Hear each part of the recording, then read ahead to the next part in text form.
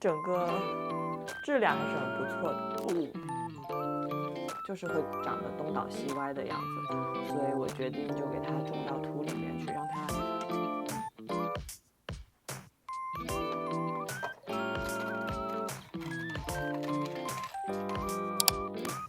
Hello， 大家好呀，欢迎回到婷婷的植物频道。又很久没有录视频，今天的视频呢，我想带大家跟我一起使用一下这个椰糠。我很早就听说这个椰糠是非常适合植物的一种介质，我就想试试。这个是去年9月买来的椰糠，到现在我都还没有去使用它。然后我刚刚上网也查了一下它的使用方法。椰糠呢，它的主要成分是椰子壳，椰子壳会在海边直接加工，所以它的含盐量会比较高。然后含盐量太高的话是不适合种植植物的，会伤害到植物的根系。所以使用它之前呢，我们需要清洗大概3遍以上，把它的含盐量降下来，这样才能适合植物的种植。今天我主要为什么想到用它呢？是因为我确实没有土了。之前我的配土方法呢都是比较简单和现成的。我会在 Home Depot 买这种珍珠岩，然后已经混合好的这种土。之前呢，椰糠的部分我是用兰花土代替的，然后它的成分也是比较像。然后我发现懒得使用椰糠，还是没有想到用椰糠，然后我找了一下库存，好像没有兰花土了，那我只能启动这个了。所以我就临时抱佛脚去网上查了一下它的使用方法。今天主要呢是想把我之前种的绿鹅去移植到土里，然后就发现土用光了，所以只能再去配一些土。配土的时候呢，发现没有兰花土了，所以就启用了这个椰糠。那我们就一步一步来，先把这个椰糠去处理好，然后把它的含盐量先降下来。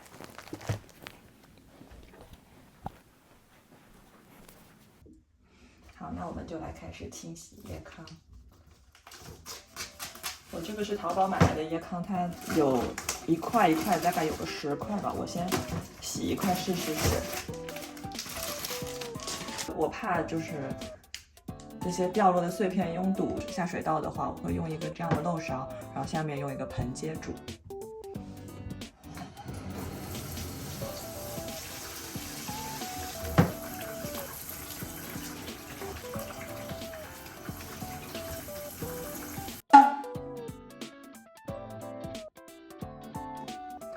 有条件的朋友就可以在院子里去冲洗，这样子就会洗得更快，而且洗的也会更干净。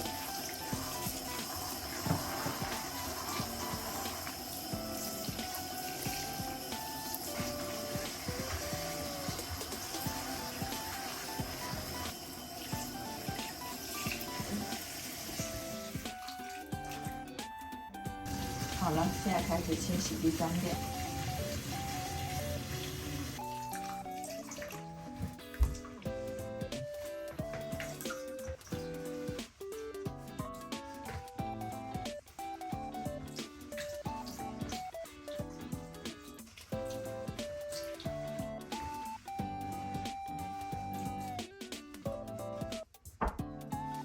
如果够严谨的话，是有那一种可以测试土壤含盐度的那一种测试仪器的，大家可以去购买。我的话，我看的那个视频，它是洗了3次，我觉得3次也基本上够了。而且我们是会跟别的土一起混的嘛，那个含盐量自然就会下来。如果是纯椰糠种的话，大家就一定要多洗几遍，把这个含盐量洗下来。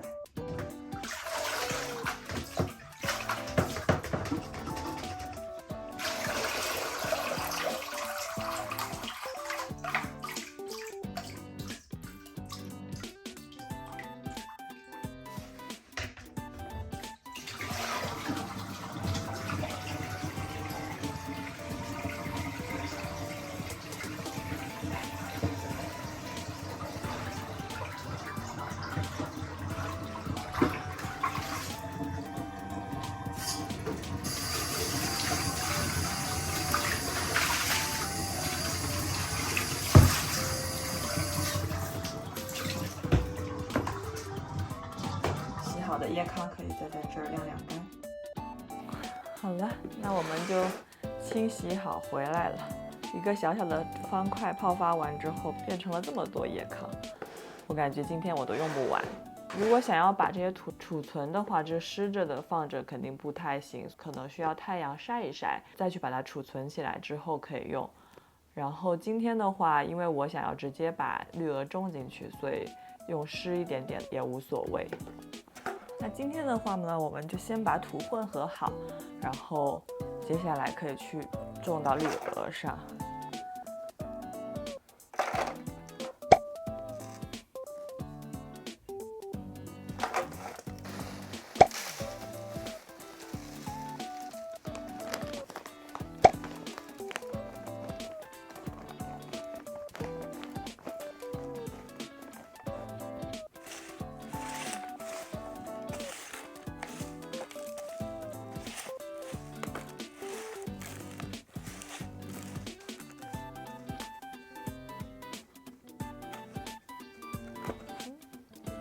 混合好的土就是这样子的。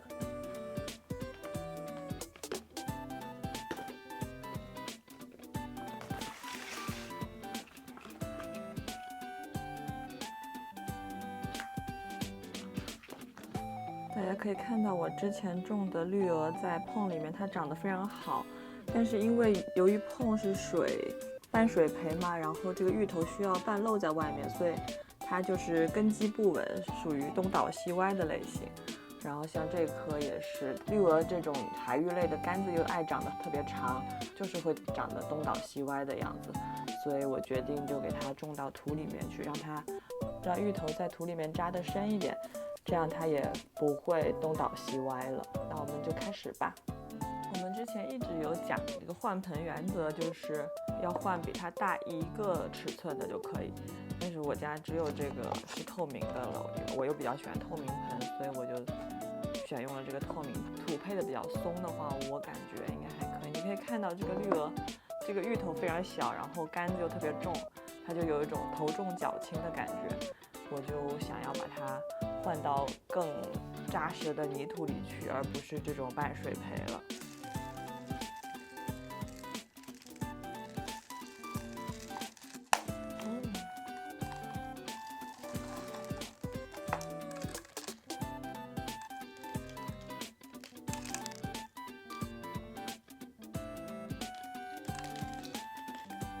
可以看到它的根系非常的好，然后其实这些颗粒土本来就是泥土的一部分嘛，所以也不需要清理得很干净，就可以把这个根保存在这里。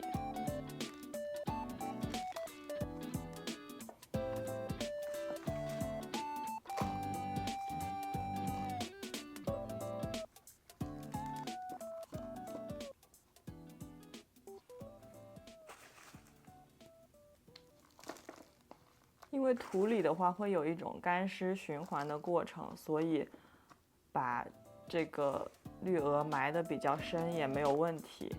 水培的话，最好芋头是跟水能分开，距离远一些，这样不容易烂根。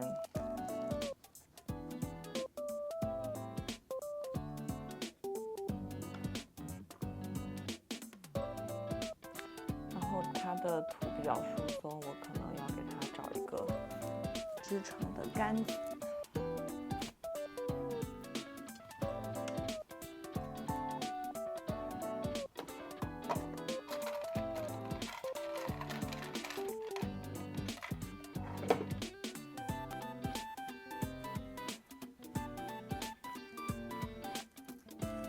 因为它一开始这个土壤比较疏松嘛，我觉得我需要给它一个杆子，让它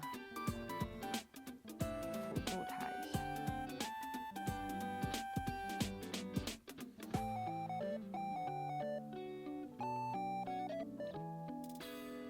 这样就可以了。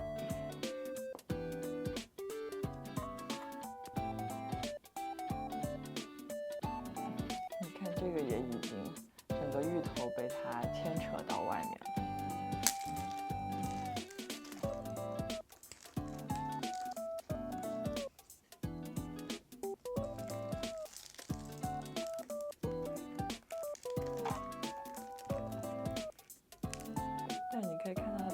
气都长得非常好。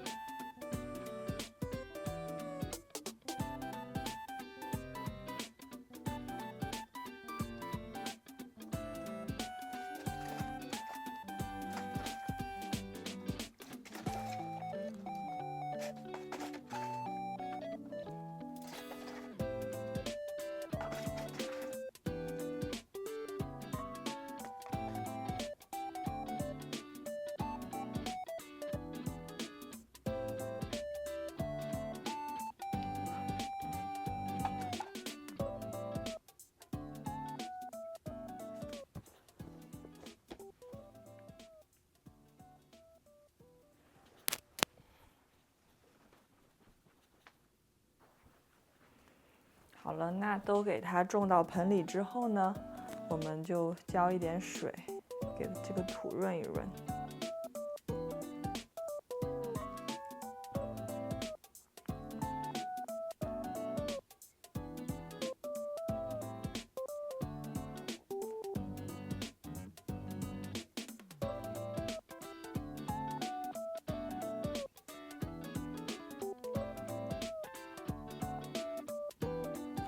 我喜欢透明盆的原因就是你可以看到你浇土的效率，因为它底下的水流出来了，但是如果盆壁上并没有湿的话，说明你土其实没有吸到很多水分。所以我们浇水的目的就是要把它浇透。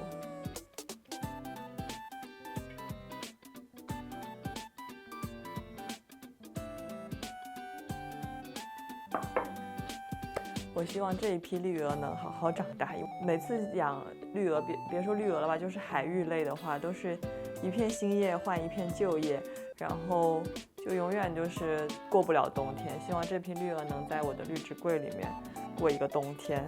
这批绿鹅的质量还是很不错的，这是我从 local 的一个植友那里买来的，他回国了，然后他就把他的一个很大的绿鹅卖了之后，我是拿了一盆小的，然后但是那盆小的质量也是非常好，也没有虫害，也没有，而且还贼能生。这个绿植物也是有基因的，我觉得。好，那这期节目就到这里，喜欢小伙伴记得点赞这个视频，关注我的频道。那我们下期节目再见喽，拜拜。